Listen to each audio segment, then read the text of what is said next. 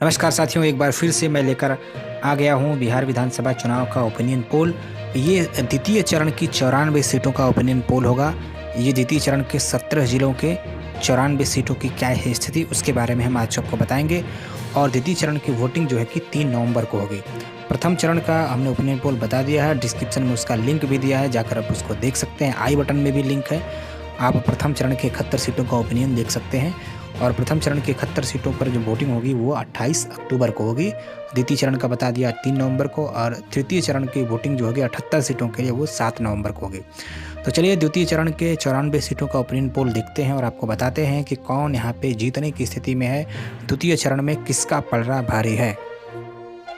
आज के डेट में बिहार विधानसभा चुनाव में सबसे बड़ा मुद्दा बन के क्या उभरा है, तो सबसे बड़ा जो मुद्दा बना है वो बेरोजगारी का। सभी पार्टियों की तरफ से बेरोजगारी के मुद्दा को उठाया जा रहा है। सबसे पहले तेजस्वी यादव ने बेरोजगारी के मुद्दे को उठाया, 10 लाख रोजगार देने का वादा किया है, जिसको लेकर चारों तरफ युवाओं में चर्चा है। यूथ का जो अट्रैक्शन लगातार तेजस्वी यादव की तरफ बढ़ता जा रहा है। इस ओपिनियन पोल को बनाने में हमने किन चीज़ों का मदद लिया, सबसे पहले मैं आपको बता दूं, जो सबसे खासा हमने ख्याल रखा है सोशल मीडिया का। सोशल मीडिया पर किस तरीके के लोगों की प्रतिक्रियाएं हैं और किस नेता की बिहार के जो कि ज़्यादा रीच बढ़ रही है, इन सारी चीज़ों का हमने सबसे खासा ख्याल रखा है। इसके अलावा दूसरे नंबर पर जो हमने ध्यान दिया है वो जातीय समीकरण का।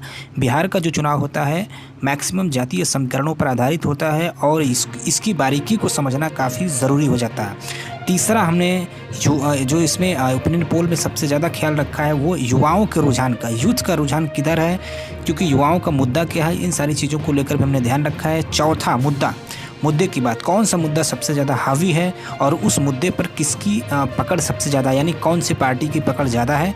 और पांचवा जो हमने जो इसमें राय ली है उसमें स्थानीय कुछ पत्रकार हैं, कुछ यूट्यूबर्स हैं जो लगातार ग्राउंड पे काम कर रहे हैं, उनकी हमने राय ली है। तो इस तरीके से 5 चीज़ों का ख्याल करके 5 चीज़ों के आधार पर हमने ये ओपिनियन पोल बनाया है। अब हम आपसे बात करें अलायंस की, यानी गठबंधनों की, कि कौन कौन से पार्टी के कैसे गठबंधन है, इसको भी बताना काफ़ी ज़रूरी है। देखिए यहाँ पे प्रमुख रूप से 4 अलायंस हैं जो मैदान में हैं। एनडीए के में बीजेपी, जेडीयू, हम और वीआईपी पार्टी हैं। इसके बाद जो दूसरा अलायंस है वो महागठबंधन है, और महागठबंधन में राष्ट्रीय जनता दल यानी RJD, Indian national Congress, CPI ML, CPI और सीपीएम है। इसके अलावा जो तीसरा गठबंधन है वो पीडीए है, यानी प्रोग्रेसिव डेमोक्रेटिक अलायंस, जो पप्पू यादव और चंद्रशेखर रावण ने बनाया है। इसके अलावा एक चौथा गठबंधन है जो जीडीएसएफ है, यानी ग्रैंड डेमोक्रेटिक सेकुलर फ्रंट। इसमें उपेंद्र कुशवाहा राष्ट्रीय लोक समता पार्टी के जो अध्यक्ष हैं वो मुख्यमंत्री पद के दावेदार हैं। एमआईएम सुहेलदेव भारतीय समाज पार्टी और बहुजन समाज पार्टी जनवादी पार्टी, इस तरीके से और कई पार्टियां छोटी हैं जो मिलाकर ये गठबंधन बना है। तो कुल मिला के यहाँ पे 4 गठबंधन हैं जो एक दूसरे के आमने सामने हैं, जो अपने जीत के लगातार दावे कर रहे हैं। इसके अलावा हम अगर बात करें लोजपा लोक जनशक्ति पार्टी यानी चिराग पासवान की, तो चिराग पासवान ने किसी भी पार्टी से गठबंधन नहीं किया है, वो अकेले चुनावी मैदान में हैं। अब इस पोल के कुछ महत्वपूर्ण क्वेश्चन जो हमने जनता से पूछे हैं उसके जवाब देख लीजिए कि जनता का क्या जवाब है। तो सबसे पहला हमने पूछा है कि 2020 में कौन बनेगा बिहार का मुख्यमंत्री।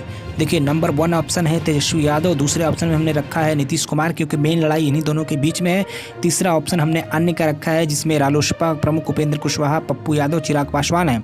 तो चलिए देख लेते हैं सबसे ज़्यादा किसको लोगों ने पसंद किया। देखिए नंबर 1 तेजस्वी प्रसाद यादव को 48% लोगों ने पसंद किया। वह नीतीश कुमार की बात करें तो नीतीश कुमार की लोकप्रियता घटती जा रही है, केवल 36% लोगों ने नीतीश कुमार को पसंद किया।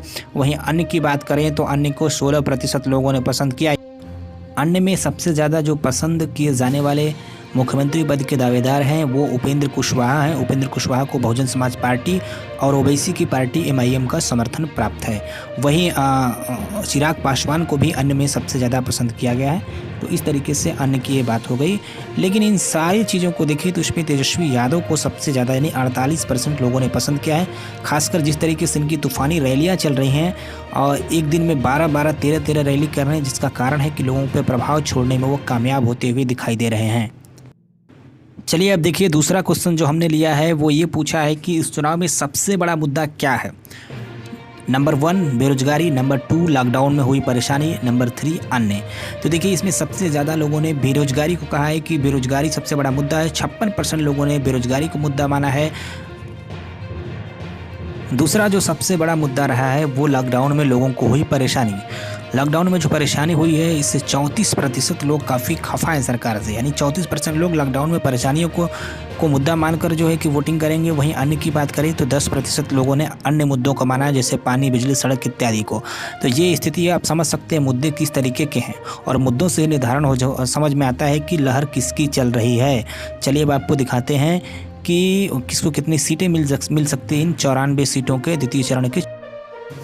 चलिए फिर हम इस सर्वे में आगे बढ़ते हैं और आपको बताते हैं कौन सी पार्टी को कितनी सीटें मिलने की संभावनाएं हैं और क्या समीकरण बन के उभर रहे हैं। दोस्तों मैं आपसे एक बात कहना चाहता हूं, कभी कभी आपने देखा होगा सीटों के काउंटिंग में या फिर परसेंटेज के काउंटिंग में थोड़ी बहुत मिस्टेक हो जाती है एडिटिंग में, तो उसके लिए बिल्कुल मैं माफ़ी चाहता हूँ। पिछले वीडियो में भी 2 सीटों का डिफरेंस हो गया था, काउंटिंग मिस्टेक हो गई थी। तो ऐसी छोटी मोटी माइनर गलतियों को आप लोग इग्नोर किया करिए। चलिए सबसे हम पहले बात हम करेंगे एनडीए की, जिसमें भारतीय जनता पार्टी, जेडीयू और उसके सहयोगी हम और वीआईपी हैं। तो बीजेपी की बात करें तो बीजेपी और वीआईपी उसके सहयोगी दल को मिला करके यहाँ पर मिल रही है बीजेपी को 20 सीटें। जी हाँ, 94 सीटों में बीजेपी को 20 सीटें मिलने की पूरी संभावना है और काफ़ी अच्छी खासी टक्कर 20 सीटों पर भारतीय जनता पार्टी दे रही है। एनडीए के ही दूसरे घटक मुख्यमंत्री नीतीश कुमार की पार्टी जेडीयू कितनी सीटें मिलने की संभावनाएं हैं। जेडीयू और उसके सहयोगी हम, इन दोनों को मिलाकर के जो सीटें मिलने जा रही हैं वो 94 सीटों में 17 सीटें। जी हाँ, 17 सीटों पर काफ़ी मजबूत स्थिति में जेडीयू है। तो 94 सीटों में 17 सीटें जेडीयू को और 20 सीटें बीजेपी को मिलने की पूरी संभावनाएं हैं। एनडीए के बाद अब हम बात करेंगे महागठबंधन की। महागठबंधन में आरजेडी, कांग्रेस और सीपीएम और सभी कम्युनिस्ट पार्टीज़ हैं। तो सबसे पहले बात करें राष्ट्रीय जनता दल आरजेडी की, लालू प्रसाद यादव की पार्टी की। देखिए आरजेडी का तूफानी जो है कि लहर चल रही है इसमें बिहार में। आरजेडी को इस 94 सीटों में 38 सीटों पर सफलता मिल सकती है। जी हाँ, आरजेडी को 94 सीटों में 38 सीटें मिल सकती है। काफ़ी बड़ा नंबर आरजेडी जो है कि 94 सीटों में अपने खाते में ले जाती हुई दिखाई दे रही है। चलिए अब सेकेंड फेज़ में हम बात करें आरजेडी यानी महागठबंधन के सहयोगी दल कांग्रेस पार्टी की। तो कांग्रेस पार्टी सेकेंड फेज़ में भी थोड़ा सा लूज़ कर रही है। कांग्रेस को केवल 8 सीटें मिलती हुई दिखाई दे रही है। जी हाँ, 8 सीटों पर ही कांग्रेस सिमटती हुई दिखाई दे रही है द्वितीय चरण के इस ओपिनियन पोल में।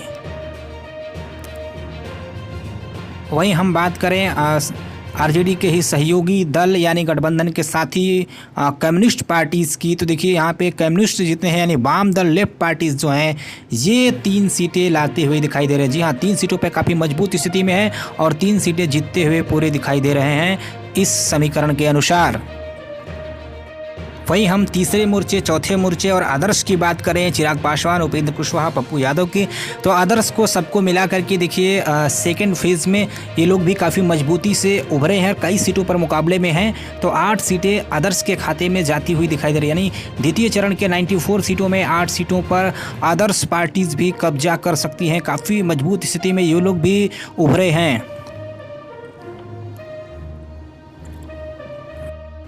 चलिए फिर फाइनली सारी सीटों को जोड़कर हम आपको बता देते हैं कि सेकेंड फेज में महागठबंधन, एनडीए और आदर्श को कितनी सीटें जा रही हैं और इस सेकेंड फेज के इस युद्ध में कौन जो है कि बाजी मारता हुआ दिखाई दे रहा है। तो सेकेंड फेज के 94 सीटों की बात करें तो यहाँ पर देखिए महागठबंधन की बात करें तो महागठबंधन को सबसे बड़ा फ़ायदा हो रहा है और महागठबंधन सेकेंड फेज में भी बाजी मारता हुआ दिखाई रहा है। 49 सीटें, जी हाँ, सेकेंड फेज में महागठबंधन के खाते में 49 सीटें जाती हुई दिखाई दे रही है, यानी तेजस्वी यादव का जलवा चलता हुआ दिखाई दे रहा है। तेजस्वी यादव लीड लेते हुए दिखाई दे रहे हैं महागठबंधन की ओर से 49 सीटों के साथ। फिर से जो है कि सेकेंड फेज में भी महागठबंधन बाजी मारता हुआ दिखाई दे रहा है।